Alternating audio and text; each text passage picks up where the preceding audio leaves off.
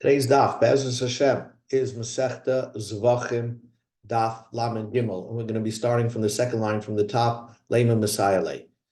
So we're discussing over here what Ula, who explained Rish Lakish, said a concept of Bia B'Miktsas Shma Bia. So take a look at the temple over here, and basically what he's saying is, Ula said it under his understanding of Rish Lakish is that first of all, if a tame would enter beyond these doors over here, the Shar Niknor, into the Ezras Yisrael, Ezras Kahanim, right by the Mizbeach, so then he's Chayiv Kares. So comes along Ula and explained to Rish Lakish that even if he would just stick his hand through the door, that's called a Bia B'Miktsas, a partial entering. That would be considered as if his entire body entered that area, and he's going to be liable for kares. So that was what Ula said. So comes along the Gemara and says like this. So basically, idea is a partial entering. A partial entering is considered that you entirely enter. So says the Gemara, Lema Messiah. Let us bring a support for what Ula just said. The Mishnah, the Brisa, the Sefta says, Kol ha smicha shahayasham koire aleim ani takef lesmicha shchita. Anytime that they did a smicha, so here is a smicha, a man doing smicha on an animal. So right afterwards, it has to be done. You have to right away do the slaughtering. So now, takef lesmicha chutz mizu, except that Mitzora, he could not enter into the court, into the beyond the doors over here. He cannot enter. He's a Mitzora, although he's pure. I mean, he went to the mikveh and everything, but he still didn't bring his karbonos. So they would bring, and there was part of the service was that they brought some of the oil and blood that of the osham that he slaughtered and put a little bit on his fingers, his toes, and his toes, thumb, and the earlobe. So he couldn't answer. So he had to actually did the smicha instead of where you normally do the smicha, which is in the area on the north of the Mizbeach. Let's see if I can pull up your an illustration over here. So normally you would do a Jew whose tar would enter, do his smicha over here, and then they would shecht where they shechted by the Mizbeach. Here, since the Metzora cannot enter beyond the doors, he did a smicha by the door. Okay, although there's going to be a delay from the time that he does smicha, puts his hand on the animal, and actually slaughter it, but that's what it had to be done. Why? She'ein Metzora yachal lechanis l'sham. He cannot go there. So you cannot go there into that place. He cannot go beyond the doors. Until he has this, they sprayed on him from the blood of the chatas, which is not really true, but from the blood of the asham, until a service was performed on him. Because of that, he could not pass the door. So he did his smicha by the door, and then they brought the animal to the place where they shechted.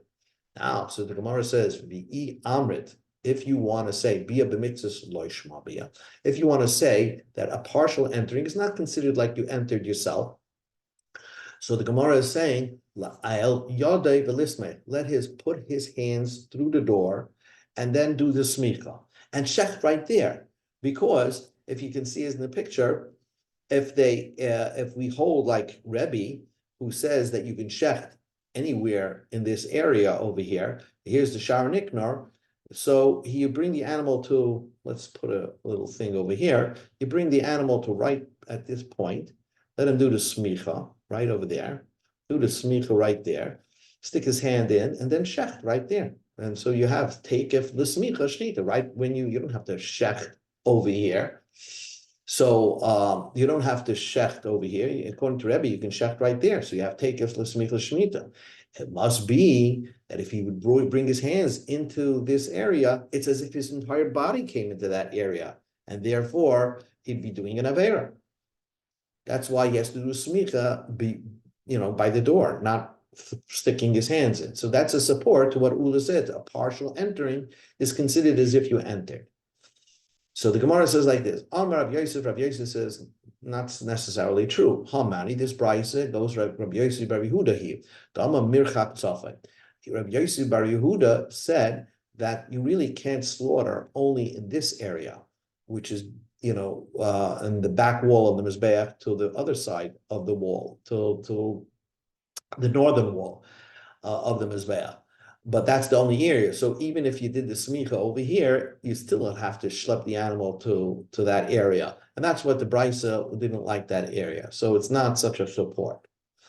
Says the Gemara, if the brisa went like Rabbi Yossi bar Yehuda, v'liyapet pishpash, hey, then if that's the question of the brisa, let's make another entrance over here for the Mitzvah to put his hands through here. And you don't, if this brisa holds bia b'mitzvahs loishma bia, so then make an entrance over here for the Mitzvah to stand, and he'll stick his hand in, and you can do the shechita over here. So the Gemara says that you can't make new entrances. Abaye ba'ar Rabba, the Amri Tavaya, Abaye Rabba both said, Hakol b'ksav b'yad Hashem, Olai his skill kol malachas atavnis. So there's a special pasuk that if it wasn't in the original design drawings to have an entrance over there, you can't make a new breach and make a new entrance over there. So again, could be that this brisa holds bia b'miktzas loishma bia. It's not considered an entrance. Technically, you could stick your hands, but even if you did stick your hands, you still can't shech in that area. You have to walk the animal to, facing the wall of the mizbeach. So that's the problem. Ikad the Amre. So the Gemara says it's not a small. Ikad the Amre is another reason. Rav Yosef said, "Kol hasaymech roishiv ruba machne." Here's another teretz. This brisa is not a support. Really, technically, he would be allowed to stick his hands in there, and that would be bia b'miktzas lo yishma bia. But that wouldn't be enough, because when you need to be stu smicha, your whole body needs to be next to the animal, really laying right up on the animal, so you can use your entire body and force onto the head of the animal, as you can see in the picture. So therefore, even if you went like Rebbe, we still would not ask him to put his hand in, because even if bia b'mitzvahs lo yishma bia, so what's wrong with putting your hand in? But that wouldn't be a good smicha, because you would have to bring your entire body there, and therefore that wouldn't be a good smicha. So Amar Rav Yosef kol hasoymech, if you need to do smicha roishiv ruba machnos, you have to bring your entire body. My tama, what's the reason? Kol koicha beinin, you need your entire force. Hilkach lo yafsha, then it was impossible to solve this dilemma with the Mitzayra, so he did his smicha outside outside the doors, or in between the doors, but not sticking his hand in. Now the Gemara asks a question. My kasara. We're up to over here. My kasara. The Gemara understands that why does this brisa hold that right after you do smicha, you have to do shechita? What's the problem with this mitzvah? Iksava smichas asham mitzvah daraisa. If this Tana holds that to do smicha on an asham for a mitzvah is daraisa, because really I would think that smicha should only be done on a chatas, which is kapara, but not on an asham of the mitzvah, because that wasn't the kapara. He already has his kapara. It's just to allow him to eat kachik, to go back into the fold of being able to eat kachik. But if you hold that, no, there's a juxtaposition, an asham is like a chatas, it also needs a mitzvah. It also needs a smicha. Okay, so now you have one essay that says that the mitzvah needs to do smicha. And if you also hold of this idea of a takeoff, l'smicha shchita daraisa, that it's a mitzvah in the Torah, once after you do smicha, you have to do the shchita within a few seconds. So if that's the case, let the mitzvah go into the Beis Hamikdash right there, past the doors. Well, this might be put his hands and do smicha, because that's exactly what the Torah requires of him. And says the Gemara.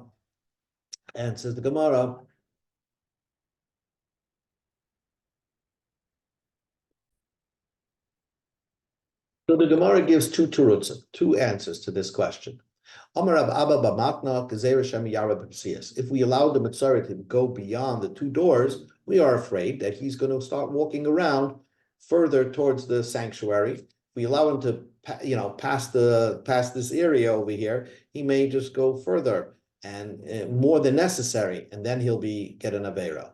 Ikedi Amre, others give an answer like this: Amr Baba Banasna, Schikas Ashim Daraisa, the take of the Schika Shchita Lav Daraisa. The reason is that we don't allow the Mitzayra to walk through those doors because the concept of doing smicha to a shchita that has to be done within a few seconds of each other, that's a din d'Rabbanan. And therefore, since it's only a din d'Rabbanan, we did not allow the Mitzayra to pass those doors. So the Gemara says, Meismei, let me ask you a question on that. Pasuk says, V'sama v'shachav. The Brisa says that the word smicha appears next to the word shchita. Ma smicha to b'tarim. Just like smicha has to be done when somebody is tahar, that means he went to the mikvah. Av shchita b'tahirin. Again, the Mitzvah is not tamei per se. He went to the mikvah. He's just finishing his tahara process. But if somebody touched a dead body, he can't do smicha on a carbon. So that's tahar. Afshchita, so the slaughterer also has to be b'tahar, and somebody went to the mikvah. V'i amrit, if you're going to tell me lav daraisa, if you're going to tell me that the idea of smicha l'shchita is not min Torah, b'tmeyan nami mishkachas la, then you could also have the possibility of a tamei doing smicha. Why? Because he'll do smicha, in the Ezras Nashim. And then you bring the animal in. The animal doesn't become tamei, so he's a tamei, and he did smicha. It's only because you say take of the smicha shchita. If it was daraisa, then I can say that a tamei should not do it because he cannot enter beyond the doors. But if a tamei, if you can tell me that take the smicha shchita is not daraisa, so then the tamei could do the smicha outside the doors and then bring it in. And so the Gemara Le'epach, you turn it around. Smichas Asher Mitzvah Lav Daraisa. The fact that a Mitzvah needs to do smicha on his animal is not min Torah. Take it for smicha shchita daraisa, but smicha has to be done right near where you're gonna do shchita. So therefore, that's a min Torah. But the whole idea of a Asham Mitzvah needing smicha is not min Torah. That's the reason why we did not allow the Mitzvah to enter beyond those doors and do the smicha on his animal. Okay, so that was one understanding of Ula. Ula understood that going into Ula understood the way Rish Lakish explained. Ula understood what Rish Lakish meant to say is that any tamei should not stick his hand beyond that door, because just sticking your hand is you get the chorus. Why? Because a partial entering is considered an entering. Comes along the Gemara on Amid Beis and says, not so fast. Rabbeinu Amalinian Malkus that Ula said in the name of Rish Lakish that a partial entering is considered an entering is only when you're dealing with an avera that has an Issa Malkus, but not regarding an avera that has a punishment of karas. You see, if a tummy walks around by the sanctuary, he gets karas. So there, we will not say Bia B'Miktzas is considered a partial entering is considered an entering. So you won't get karas just by sticking your hand in. So when did the Ula say in the name of Rish Lakish that a partial entering will be considered an entering? That's only, for example, touching a carbon. That's when it was said. That means only by a tamei that touches kodesh. Kiyasa Rabin there you get malchus. Kiyasa Rabin Rabba Bo leaning tamei shinaga b'kodesh itma. That Rish Lakish did not learn from that pasuk only if a tummy touches kodesh, and he's not even talking about coming into the base of Mikdash.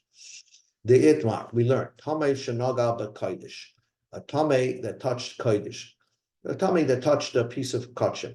Rish Lakish Amar Loike, you get malchus. Rabbi Yochanan Amar Eina, like you don't get malchus.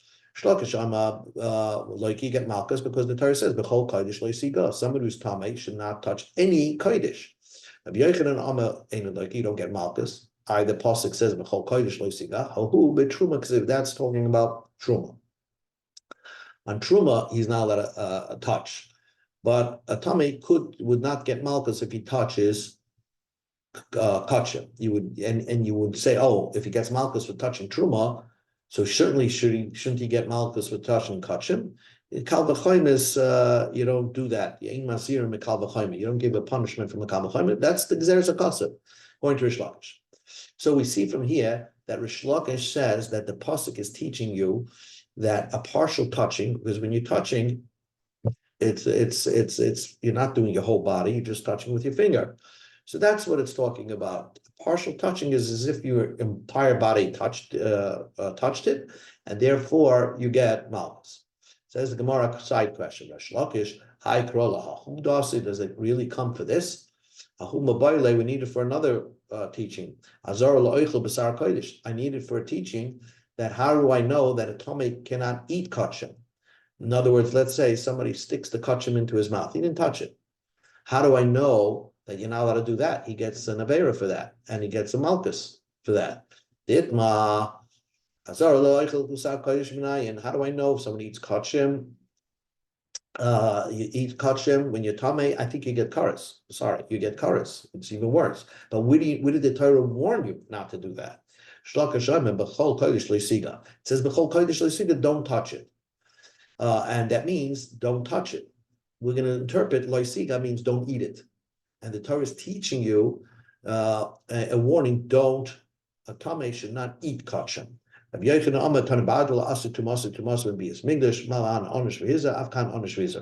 had another source where the Torah warned a person not to eat kachim. But the point is, b'chol kodesh loisiga teaches you the warning that a tamei is not allowed to eat kachim. So how can I use b'chol kodesh loisiga to teach you that if a tamei is not even allowed to touch kachim, and if he does touch kachim, he would get malchus? And says the Gemara, you can see two things from the Chol Kodesh Loisiga. Chol Kodesh Loisiga means don't eat it, and since the Torah says Loisiga, siga also means touching it, it teaches you that idea. So Tamei Shanaga B'Kodesh V'Da'apke Rachmona B'Loshen Negia. Since the Torah put it in a touching, so the Torah meant to include two things in that law. Not only you're not allowed to eat kachim, but you're also not allowed. A tamei is not allowed to touch kachim. How do you know that a person is not allowed to eat? Where did the Torah tell you that you're not allowed to eat? So mid'ishkis kodesh lemigdash. So since it is a juxtaposition, it says b'chol kodesh loisiga vel migdash loisavai. So just like by the base of migdash, you're not allowed to come in. There was a warning for that. So also there's also a warning for one is not allowed to eat kachim as well. Okay, so now Tanya Kavase the Rish Lakish. So see a brisa according to Rish Lakish, b'chol kodesh loisiga azar la'oichel, you're not allowed to eat it. Atam azar la'oichel ain't letting go. Maybe it's only teaching you're not allowed to touch it. Talmud loima b'chol kodesh loisiga migdash loisavai. So it has to be talking about eating kachim, not just about touching kachim. Makish kodesh lemigdash, ma migdash davish yesh ma'ilin tiyos shama. When a tummy walks into the base of migdash, he gets kares, he dies. So b'chol kodesh loisiga must be talking about when a tummy will eat kachim, because the Torah tells you elsewhere that if a tummy would eat kachim, he would get kares. So davish yesh boy, we go to Amid the Lamadad al-Malas, davish yesh boy netilas shama. Something that has netilas shama. Av kodesh, so the kodesh that the pasuk is talking about is davish yesh boy netilas shama. It's talking about eating. If it's just talking about touching, netilas shama mi'ika, ela b'achila must be talking about achila. One last question. I still need the chol kodesh loisiga for another reason. The tamei she'achol b'sar kodesh lifnei zika. If the tamei will eat kachim before zrika, the itma tamei she'achol b'sar kodesh lifnei zika. Rish Lakish Amar loike, Rabbi Yochanan einu loike. Rish Lakish Amar loike b'chol kodesh loisiga. Loishna lifnei zrika, loishna lacha zrika. So b'chol kodesh loisiga teaches you two ideas: not allowed to eat kachim after zrika, and b'chol kodesh loisiga teaches you not allowed to eat kachim before zrika. So how do I know there's an isin not to touch kachim? So Rabbi Yochanan disagrees, but the Rish Lakish says any a kachim, even lifnei zrika, you're not allowed to eat it. So I'm using the pasuk b'chol kodesh leisiga to teach you you're not allowed to eat kachim. Doesn't matter if the kachim is before the zrika or after the zrika. So and says the Gemara in Cain lemikol bikodesh ma bechol kodesh. Why doesn't it say the Tomei should not eat any type of kachim? So bechol kodesh loisiga teaches you three ideas in that passage.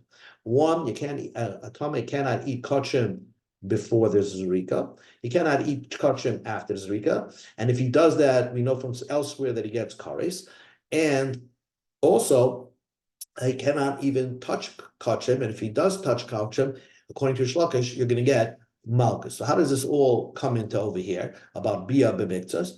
So to understand this, how Ula explained Rish Lakish. According to Ula explained Rish Lakish, that a tummy that sticks his hand beyond those doors, a partial entering is considered an entering. And therefore, just by sticking your hands beyond those doors, I would think you get karas. Ravina's understanding is no. It's only regarding you getting malchus. But you don't get karas. And Rabbi Boaz says it's not even talking about entering the base of Migdash. Rabbi Boaz says it's talking about Tamei that touches Kaidish, and he's not using, obviously he's only doing a partial touching. Only then we say a partial entering is, partial touch is considered an entire touch. But just sticking your hand beyond those doors, Rabbi Boaz's understanding of Rish Lakish is that there is no problem of bia b'miktzas, because bia b'miktzas loishma bia. Okay, we'll stop over here. Good Shabbos.